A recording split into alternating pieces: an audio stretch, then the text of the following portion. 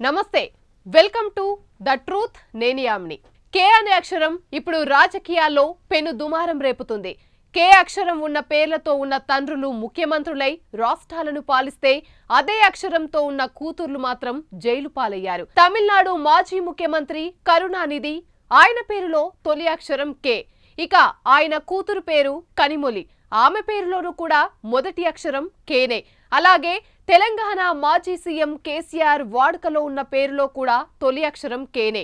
ఆయన కూతురు కవిత పేరులో ఉన్న మొదటి అక్షరం కూడా కేనే. తండ్రులిద్దరూ ముఖ్యమంత్రులైతే వారి కూతుర్లు మాత్రం నేరస్తులయ్యారు. ఇది కాకతాళీయంగా జరిగిన ఇప్పుడు సెంటిమెంట్ రాజకీయాలను కుదిపేస్తుంది. కే అక్షరంతో పేరు ఉన్న రాజకీయ నాయకులు అదే అక్షరంతో పేరున్న కూతుర్లకు శాంతి హోమాలు చేయిస్తున్నారట. ఇక ఈ కేతో కటకటాల పాలైన కూతుర్ల విషయాన్ని ఒకసారి పరిశీలిస్తే బీఆర్ఎస్ ఎమ్మెల్సీ, తెలంగాణ రాష్ట్ర మాజీ సీఎం కేసీఆర్ కుమార్తె కవిత 5 నెలలకు పైగానే తిహార్ జైల్లో గడిపి తాజాగా సుప్రీంకోర్టు బెయిల్పై బయటకొచ్చిన సంగతి తెలిసిందే. ఢిల్లీ లిక్కర్ పాలసీకి సంబంధించి సౌత్ గ్రూప్ తో చేతులు కలిపి 100 కోట్ల మేర ఆప్ నాయకులకు అందించారు అనేది ఆమెపై ఉన్న ప్రధాన ఆరోపణగా చెప్తున్నారు.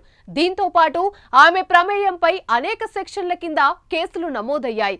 ఈడీ ఒక కేసు, సిబిఐ మరో కేసు పెట్టి విచారణ కూడా జరుపుతోంది. ఇక ఈ కే బాధితురాల్లో మరొకరు తమిళనాడు మాజీ సీఎం దివంగత కరుణానిధి కుమార్తె కనిమొళి కూడా ఉన్నారు. 2007, 2010 మధ్య ఏకంగా అండమాన్ జైల్లో ఉన్నారామె. అప్పట్లో సంచలనం సృష్టించిన 2G స్పెక్ట్రమ్ కుంభకోణం కేసు ఇందుకు ప్రధాన కారణం.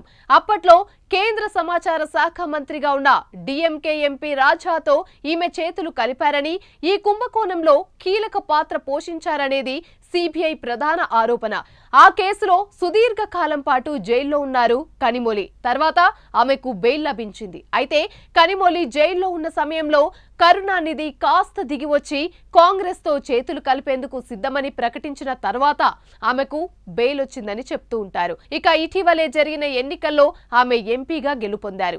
మొత్తానికి కే అనే అక్షరంతో పేరున్న తండ్రులు, వారి కూతుర్లు ఎలా ఇబ్బందులు పడ్డారో ఈ 2 సంఘటనలే ఉదాహరణలు.